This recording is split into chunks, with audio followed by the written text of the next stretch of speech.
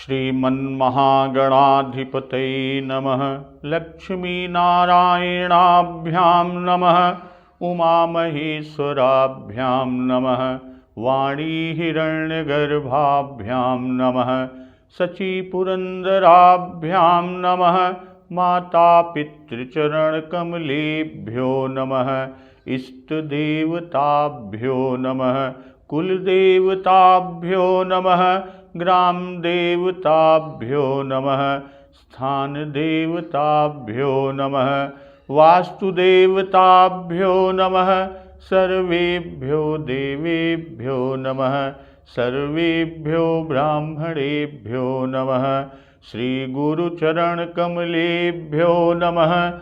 ओम सिद्धिबुद्धिसहिताय श्रीमन्महागणाधिपतये नमः। महाराज जनक जी और रानी सुनैना जी ने बार बार मिलकर और हृदय से लगाकर तथा सम्मान करके सीता जी को विदा किया। इधर सीता जी को विदा किया, उधर चतुर महारानी सुनैना जी ने समय पाकर, उचित अवसर देखकर राजा जनक जी से सुंदर वाणी में भरत जी की दशा का वर्णन किया, भरत जी के बारे में बताया। और सोने में सुगंध और समुद्र से निकली हुई सुधा में चंद्रमा के सार अमृत के समान भरत जी का व्यवहार सुनकर राजा जनक जी ने अपने जल से भरे हुए नेत्रों को मूंद लिया। यानी राजा जनक जी प्रेम में विह्वल होकर अपने प्रेमाश्रुओं के जल से भरे हुए नेत्रों को बंद कर लिया, नेत्रों को मूंद लिया।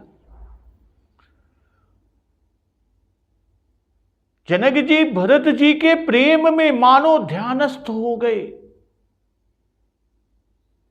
कि मुदे सजल नयन पुलकेतन, सुजसु सराहन लगे मुदित मन। राजा जनक जी शरीर से पुलकित हो गए, मन में आनंदित होकर भरत जी के सुंदर यश की सराहना करने लगे और कह रहे हैं कि सावधान सुनो सुमुखी सुलोचनी, भरत कथा भव बंध विमोचनी।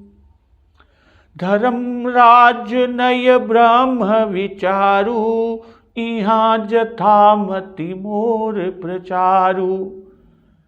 राजा जनक जी रानी सुनैना जी से कह रहे हैं कि हे सुमुखी, हे सुनैनी, सावधान होकर सुनो, सावधान होकर सुनो। क्यों? क्योंकि भरत जी की कथा संसार के बंधन से छुड़ाने वाली है। भरत कथा भव बंध विमोचनी। धर्म, राजनीति और ब्रह्म विचार, इन तीनों विषयों में इहां जथामति मोर प्रचारु। इन तीनों विषयों में कौन से तीन विषय? धर्म, राजनीति और ब्रह्म विचार। इन विषयों में अपनी बुद्धि के अनुसार मेरी जो थोड़ी बहुत गति है, अर्थात इनके संबंध में जो कुछ मैं जानता हूं, सोमति मोरी भरत महिमाही, कहई काह छलि छुअति न चाही। विधि गणपति यही पति शिव सारद, कवि कोविद बुध बुद्धि विशारद। भाई धर्म, राजनीति, ब्रह्म ज्ञान में प्रवेश रखने वाली मेरी बुद्धि भरत जी की महिमा का वर्णन तो क्या करे, छल करके भी उसकी छाया तक नहीं छू सकती। ब्रह्मा जी, गणेश जी, शेष जी, महादेव, सरस्वती, कवि, ज्ञानी, पंडित, बुद्धिमान, सब किसी को भरत जी के चरित्र, कीर्ति करनी, धर्मशील, गुण, निर्मल ऐश्वर्य समझने में और सुनने में सुख देने वाले। असमुझत सुनत सुखद सब काहू, सुच सुर सरी रुचि निदर सुधाहू। भाई निर्मल ऐश्वर्य समझने में और सुनने में सुख देने वाले हैं। अब पवित्रता में गंगा जी का, अस्वाद यानी मधुरता में अमृत का भी तिरस्कार करने वाले हैं। तो निर्वधि गुण निरुपम पुरुखु भरतु भरत समझान, कहिए सुमेरु की शेर सम कवि कुल मति सकुचानी। भाई भरत जी असीम गुण संपन्न उपमा रहित पुरुष हैं। भरत जी के समान बस भरत जी ही हैं, ऐसा जाने। सुमेरु पर्वत को क्या शेर के बराबर कह सकते हैं? इसलिए उन्हें किसी पुरुष के साथ उपमा देने में कवि समाज की बुद्धि भी सकुचा गई कि कवि कुल मति सकुचानी। आज का प्रसंग इसी के आगे कि अगम सब ही बरनत बर बरनी, जिमि जलहीन मीन गमुधरनी। हे श्रेष्ठ वर्ण वाली, भरत जी की महिमा का वर्णन करना सभी के लिए ठीक वैसे ही अगम है जैसे जल रहित पृथ्वी पर मछली का चलना। हे रानी सुनो भरत जी की, भरत अमित महिमा सुनु रानी, जानहि राम न सकहीं बखानी। भरत जी की अपरिमित महिमा को एक और सिर्फ एक प्रभु श्री रामचंद्र जी ही जानते हैं, किंतु वे भी उसका वर्णन नहीं कर सकते। तो बरनि सप्रेम भरत अनुभाऊ, त्यजिय की रुचि लखि कहराऊ। भाई इस प्रकार प्रेम पूर्वक भरत जी के प्रभाव का वर्णन करके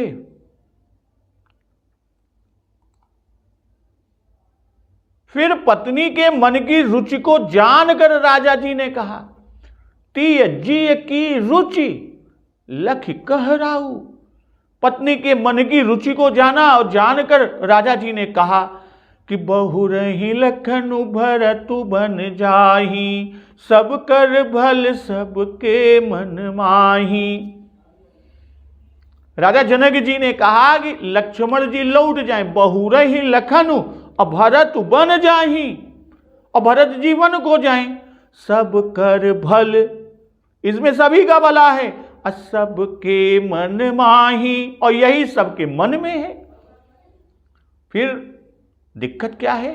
तो कहते हैं कि देवी परंतु भरत रघुबर की, प्रीति प्रतीति जाई नहीं तर की। परंतु हे देवी, भरत जी और श्री रामचंद्र जी का प्रेम और एक दूसरे पर विश्वास बुद्धि और विचार की सीमा में नहीं आ सकता, जाई नहीं तर की। भरतु अवधि स्नेह ममता की, यद्यपि राम सीम समता की। यद्यपि श्री रामचंद्र जी समता की सीमा है, यद्यपि राम सीम समता की, फिर भी तथापि भरत जी प्रेम और ममता की सीमा है। तो अगम सबहि बरनत बर बरनी, जिम जलहीन मीन गमुधरनी।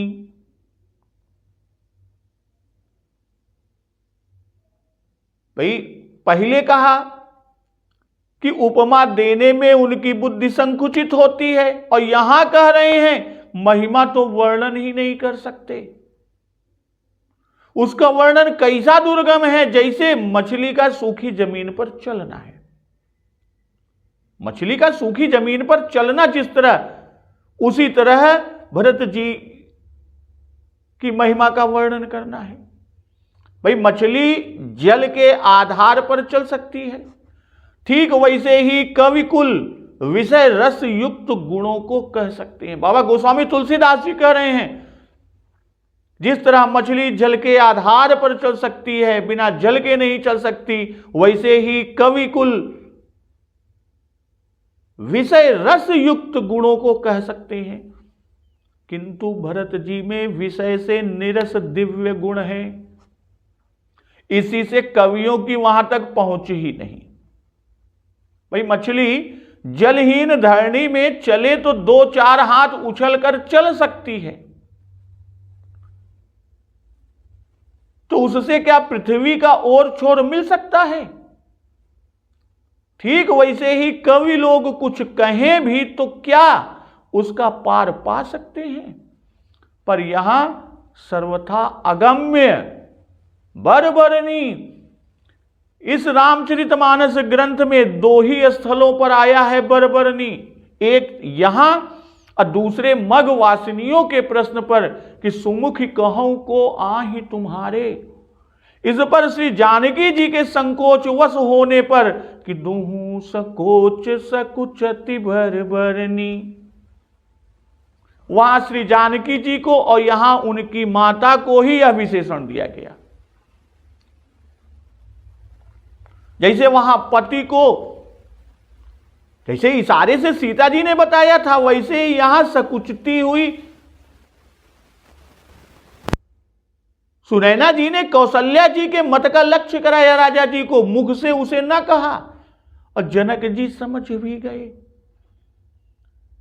कि भरत अमित महिमा सुनु रानी, जानहि राम न सकहि बखानी।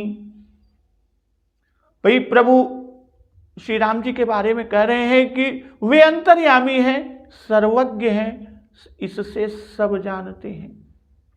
श्री रामचंद्र जी ने स्वयं कहा, ये कहा है कि तात तुम्हें मैं जानऊनी के, करऊं काह समंजस जी के। जानते हैं पर अमित होने के कारण कह नहीं सकते। यहां महिमा की अनंतता प्रदर्शित हो रही है, महिमा की अनंतता अभिप्रेत हो रही है, अभिप्रेत है। राम जी जो सब में रमण कर रहे हैं, जब वे ही नहीं कह सकते तब इनसे समर्थ और कोई है ही नहीं जो इसको कह सके।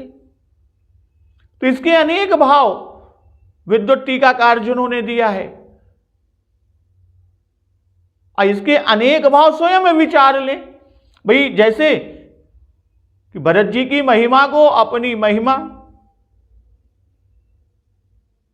उनकी महिमा को अपनी महिमा और अपनी महिमा के तुल्य जानते हैं, तो अपनी महिमा अपने मुख से नहीं कह सकते, इसी से उसे भी नहीं कह सकते। दूसरा कि भरत जी छोटे हैं इसलिए उनकी प्रशंसा करना ठीक नहीं, बराबर का या बड़ा हो तो कहते कि लखी लघु बंधु बुद्धि सकुचाई, करत बदन पर भरत बड़ाई। भाई वर्णन करते करते प्रेम में मग्न हो जाते हैं कि कहत भरत गुणशील सुभाऊ, प्रेम पयोधि मगन रघुराऊ। इससे श्री रघुनाथ जी कह नहीं पाते।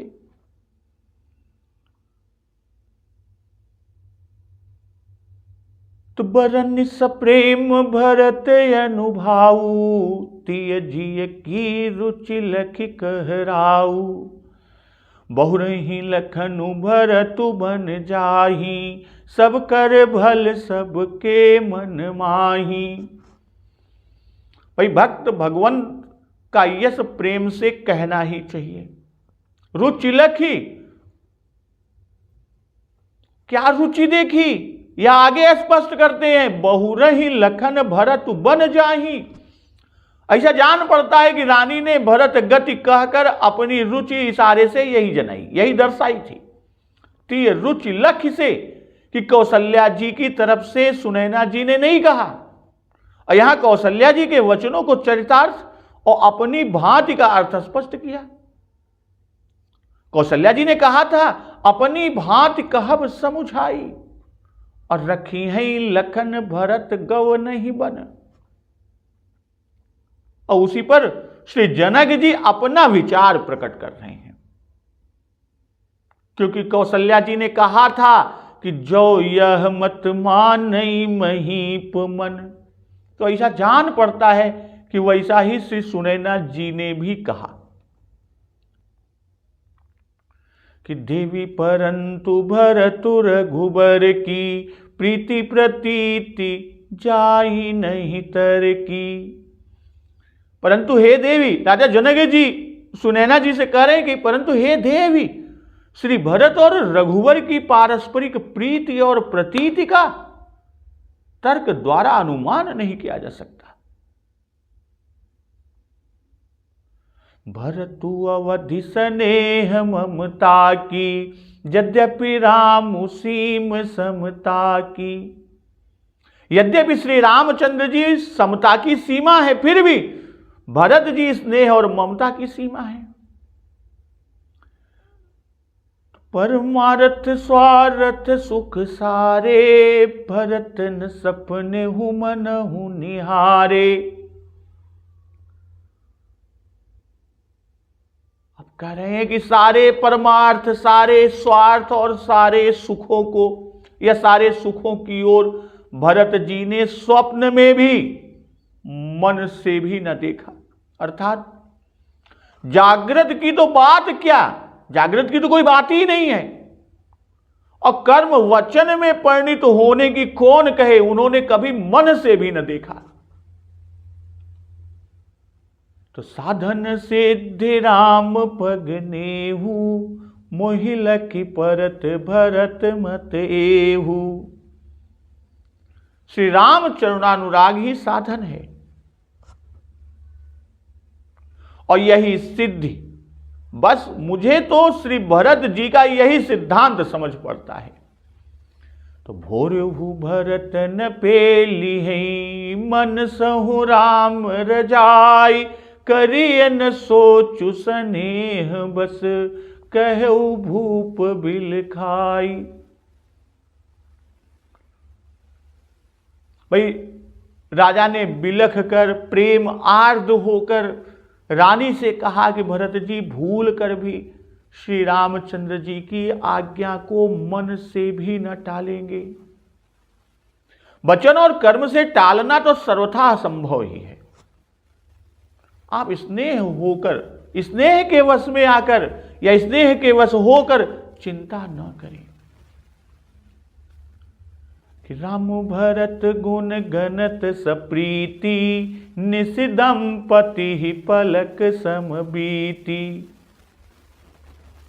श्री रामचंद्र जी और भरत जी के गुणों को प्रेम पूर्वक कहते और विचार करते हुए स्त्री पुरुष राजा रानी दोनों को रात्रि पलक समान बीत गई। तो राजा जनक जी कह रहे हैं कि देवी परंतु भरत रघुबर की, प्रीति प्रतीति जाई नहीं तर की। भाई जो सब चाह रहे हैं कि श्री भरत जी वन को साथ जाएं और श्री लक्ष्मण जी लौटे,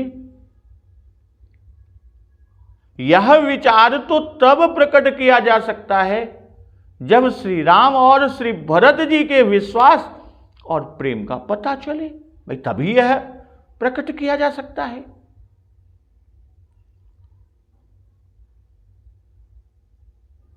या उनका अटकल मिले। अब बिना किसी अटकल के पाए लक्ष्मण जी को लौटाने को भी नहीं कहा जा सकता। प्रीति प्रतीत परस्पर एक दूसरे में, भाई परस्पर प्रेम दोनों का प्रकट ही है। श्री भरत जी का पूरा चरित्र इस रंग में रंगा हुआ है और श्री राम जी का प्रेम जो है उन पर कम नहीं है। भरत जी पर उन प्रभु श्री राम का प्रेम कम नहीं है। भरत जी के लिए ही राज्य का त्याग किया। राम हृदय यस विषम उभयऊ।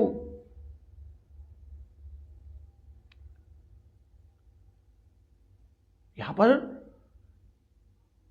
प्रभु श्री रामचंद्र जी के लिए कि राम हृदय यस विषम उभयऊ। श्री रामचंद्र जी के हृदय में यह सुनकर इस बात का खेद हुआ क्या कि जन्मे एक संग सब भाई, भोजन शयन के लीलरिकाई।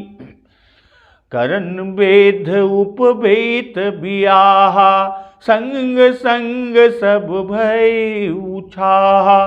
भाई हम सब भाई एक साथ ही जन्मे, एक साथ खाना सोना, लड़कपन के खेल कूद, कर्ण छेदन की बात किया, यज्ञोपवीत विवाह, सब उत्सव साथ साथ ही हुए। तो विमल बंसु यहु अनुचित एकु, बंधु बिहाई बड़े ही अभिषेकु। प्रभु सप्रेम पचितानि सुहाई, हरऊ भगत मन कई कुटिलाई। भाई इस निर्मल वंश में यही एक अनुचित बात हो रही है। प्रभु श्री रामचंद्र जी कह रहे हैं, सोच रहे हैं, और कि सब भाइयों को छोड़कर राज्याभिषेक एक बड़े का ही यानी मेरा ही होता है। इस पर बाबा गोस्वामी तुलसीदास जी कहते हैं कि प्रभु श्री रामचंद्र जी का यह सुंदर प्रेम पूर्ण पछतावा भक्तों के मन की कुटिलता को हरण करे।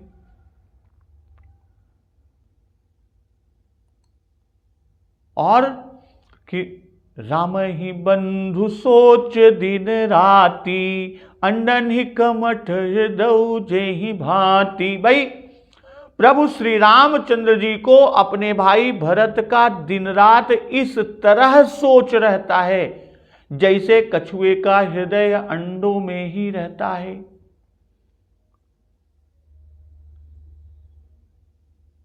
और दूसरी जगह कि कहत भरत गुणशील सुभाऊ, प्रेम पयोधि मगन रघुराऊ। सुनि रघुबर बानी विबुध, देखि भरत पर हेत, सकल सराहत राम सो, प्रभु को कृपा निकेतु। भाई गुण रूपी जब दूध को ग्रहण कर अवगुण रूपी जल को त्याग कर भरत ने अपने यश से जगत में उजियाला कर दिया। गहि गुण पय तजी अवगुण बारी, निज जस जगत कीन्हि उजियारी। तो कहत भरत गुणशील सुभाऊ, प्रेम पयोधि मगन रघुराऊ। भरत जी के गुणशील स्वभाव को कहते कहते श्री रघुनाथ जी प्रेम समुद्र में मग्न हो गए। और प्रभु श्री रामचंद्र जी की वाणी सुनकर और भरत जी पर उनका प्रेम देखकर समस्त देवता उनकी सराहना करने लगे और कहने लगे, सकल सराहत राम सो, प्रभु को कृपा निकेतु। कि श्री रामचंद्र जी के समान कृपा के धाम प्रभु और कौन है। तो यहां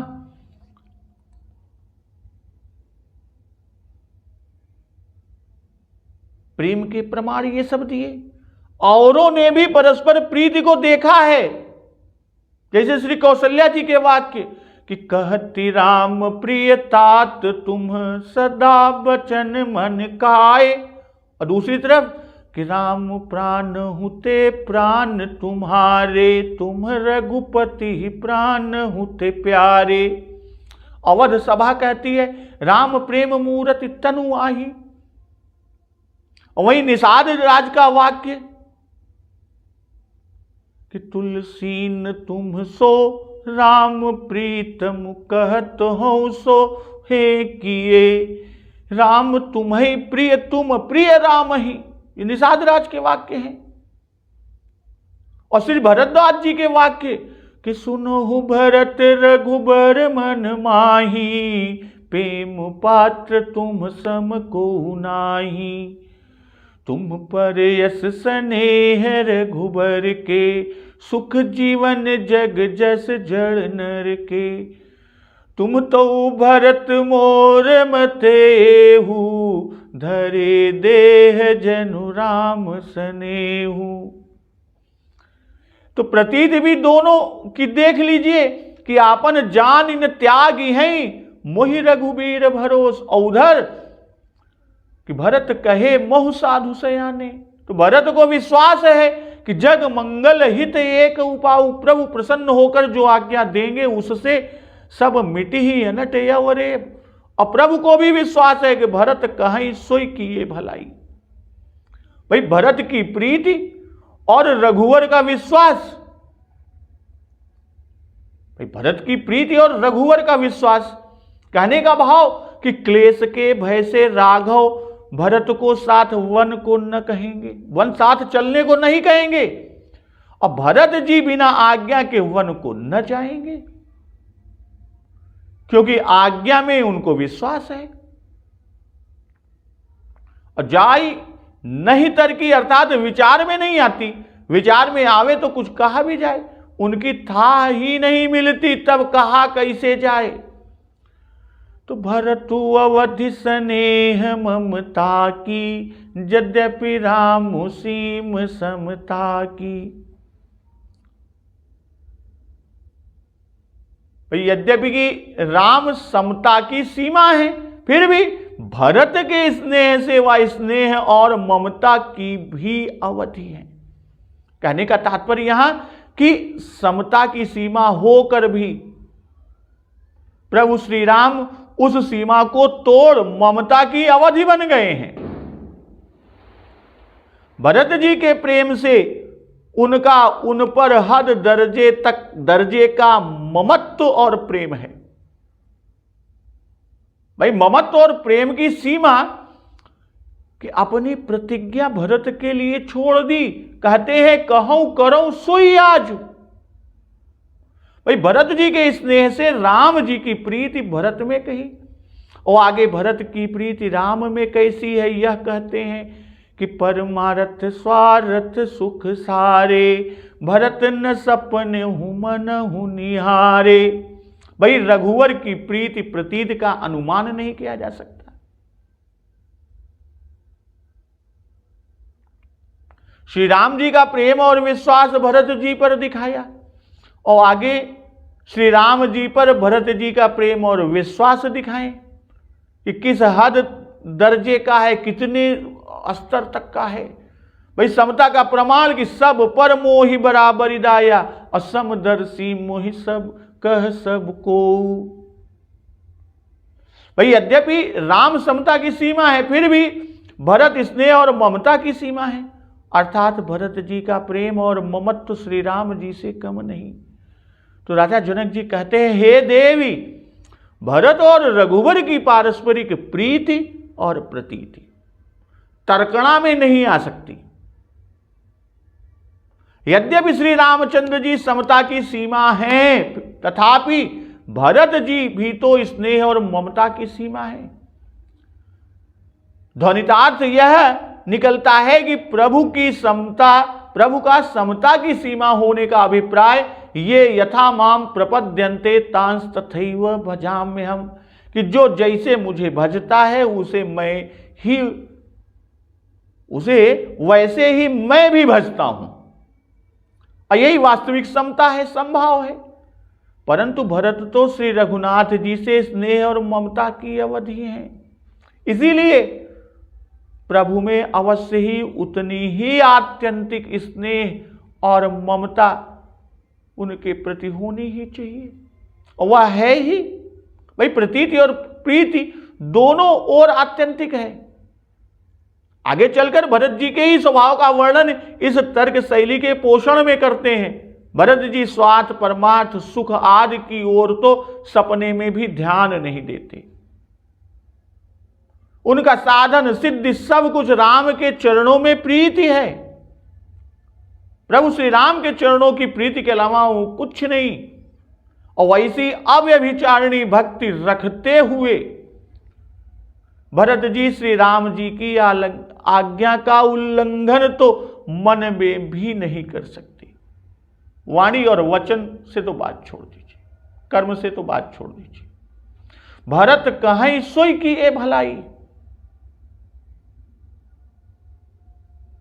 श्री राम जी को भी इसी बात की पूरी प्रतीति है, स्नेह की हद है कि अपना व्रत भी भरत जी के हाथ में छोड़ दिए। भरत कहीं सोई किए भलाई, यही भाव भरत जी का भी है। गीता में कहा गया, गीता में भी कहा है कि जो देव मनुष्य तिर्यक और स्थावरों के रूप में स्थित हो रहे हैं तथा जाति आकार स्वभाव और ज्ञान के तारतम्य से अत्यंत श्रेष्ठ और निकृष्ट रूप में विद्यमान है, ऐसे सभी प्राणियों के प्रति उन्हें समाश्रय देने के लिए मेरा समभाव है। यह प्राणी जाति आकार स्वभाव और अज्ञान आदि के कारण निकृष्ट है। श्री राम। तो इस भाव से कोई भी अपनी शरण प्रदान करने के लिए मेरा द्वेष पात्र नहीं है। अर्थात उद्वेग का पात्र समझकर त्यागने योग्य नहीं है,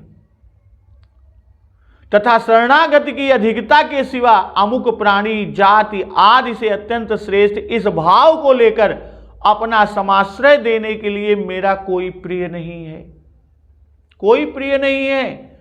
इस भाव से मेरा कोई ग्रहण करने योग्य नहीं है, बल्कि मुझमें अत्यंत प्रेम होने के कारण मेरे भजन के बिना जीवन धारण न कर सकने से जो केवल मेरे भजन को ही अपना एकमात्र प्रयोजन समझने वाले भक्त मुझे भजते हैं, तो वे मेरे समान गुण संपन्न होकर मुझ में ही बरतते हैं,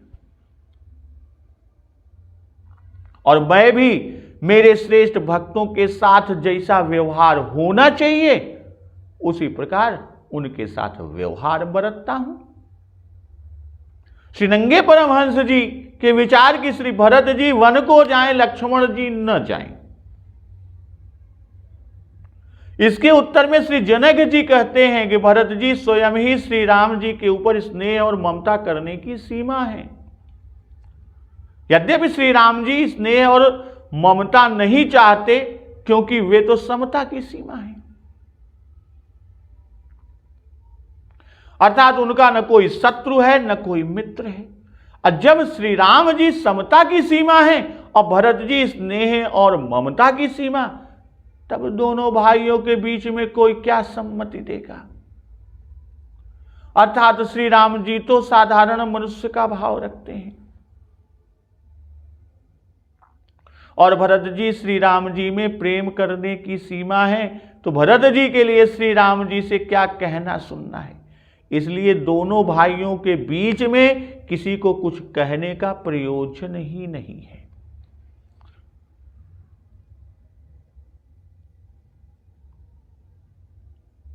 तो परमारथ स्वारथ सुख सारे, भरत न सपने हूं मन हूं निहारे।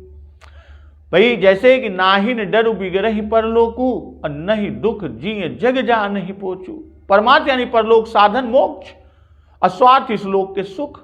परमार्थ और स्वार्थ के सारे सुख। और फिर कहते हैं साधन सिद्धि राम पगनेहु, मोहि लखि परत भरत मतेहु। भाई राम भक्तों के लिए भक्ति ही साधन है।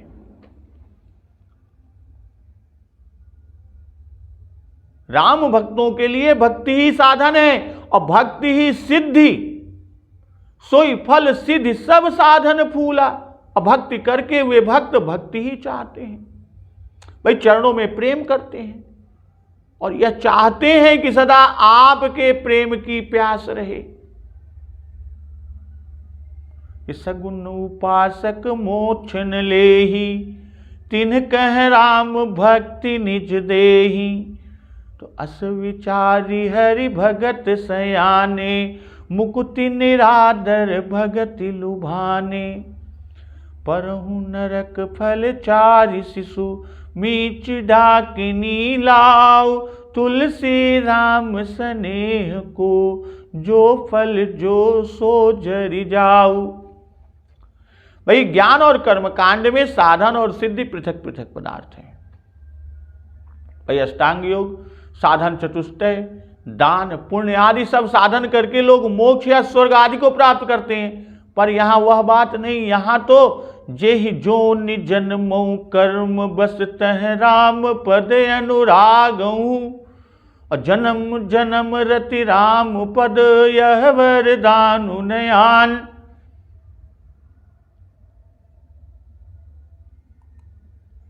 तो यहां बाबा गोस्वामी तुलसीदास जी ने कि जेहि जेहि जोनि करम बस भ्रमहि, तह तहि सुदेहु यह हमहि। सेवक हम स्वामी सिय नाहु, हो नाथ यह और निबाहु।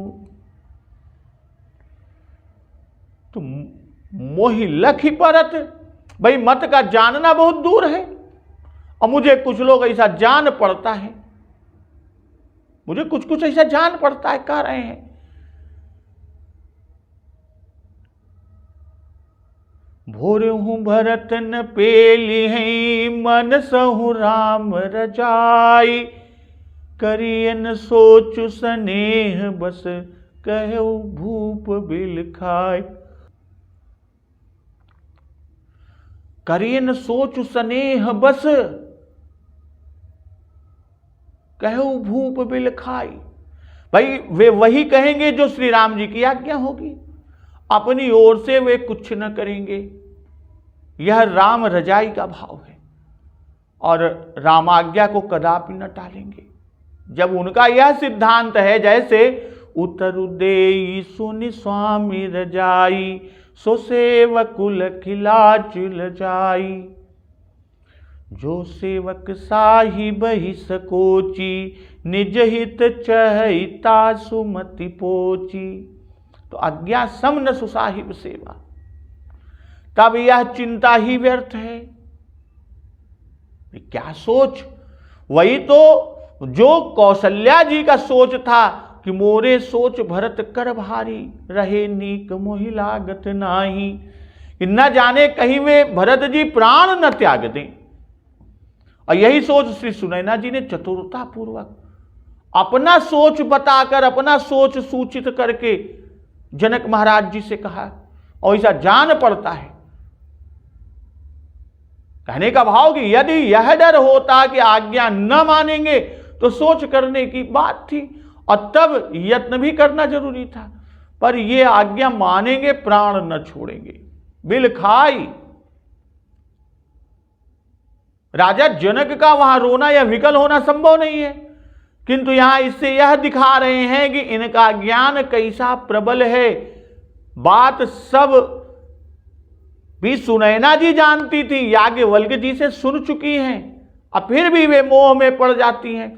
अब भरत को वन भेजने, लक्ष्मण जी को लौटाने की चाह प्रकट करती हैं। पर राजा जनक जी दृढ़ हैं, इनको पूर्ण विश्वास है कि चरित सब वही होगा। इसलिए वे खूब समझ कर और समझाकर रानी से कहते हैं कि डरो मत, वे वन को न जाएंगे, न अपने मन की करेंगे, उन्हीं की आज्ञा मानेंगे और वही करेंगे। सनंदन संहिता में यह श्लोक कहा गया है कि भरतस्य प्रशंसां च कृतवान मिथिलापति, रामाज्ञा पालकश्चिंतां भरतो देवी मां कुरु। भाई इसका भाव कि भरत की प्रशंसा करके राजा ने कहा कि राम की आज्ञा को मानेंगे, उसका पालन करेंगे, तुम क्यों चिंता करती हो।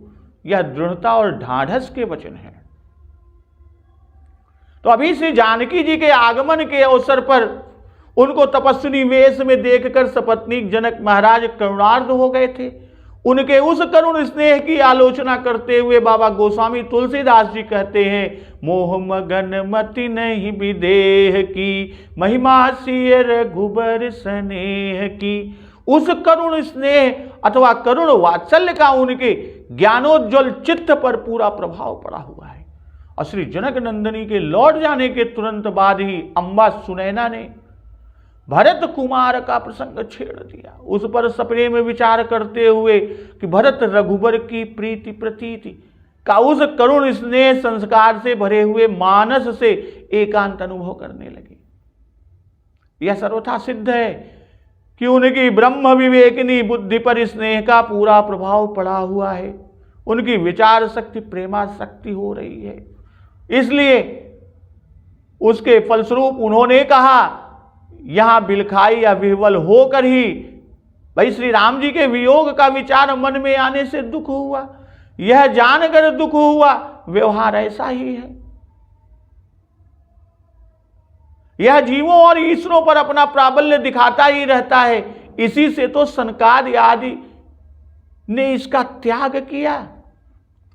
भाई सोच करने से सोच ही भर हाथ लगेगा। बिलखाने का भाव स्वयं ही वे अपने आगे कहेंगे, आए यहाँ कीन भल नाही, हम सब बनते बन ही पठाई, प्रमुदित फिर विवेक बढ़ाई। यह भविष्य सोचकर दुखी हुए। राम भरत गुण गणत सप्रीति, निज दंपति पलक समबीति। भाई भगवत भागवत गुणगान ऐसा ही है, और उसमें समय सुखपूर्वक बीत जाता, जान नहीं पड़ता, पल सम होई न जनी ही जाता, यही प्रकार गत बासर सो। भाई गुप्त रीति से यह भी बता दिया छिपे हुए रूप में कि भगवत गुणगान से भंवर जनी, जो भव रजनी, यही प्रकार गत बासर सो, जो भव रजनी पल मात्र में बीत जाती है। यहां दंपति पद देकर कि भाव कि स्त्री पुरुष का साथ होने से वही रात भगवत भागवत यश में बीतना कठिन होता है। यह उपदेश है कि इनके यश में प्रेम करो तो कामादिक विषय वासनाएं भी नष्ट हो जाएं। इस तरह श्री सुनैना और जनक संवाद यहाँ पर समाप्त हुआ। तो भक्तजन, अगले दिवस पर हम लोग चित्रकूट द्वितीय दरबार की भूमिका श्री राम वशिष्ठ संवाद प्रसंग का श्रवण अमृत रसपान करेंगे। तो एक बार जोर से बोलिए, सियावर रामचंद्र की जय, पवन सुत हनुमान की जय, जगत जननी मां जगदम्बा की जय, गुरुदेव भगवान की जय, उमापति महादेव की जय। जय श्री राम।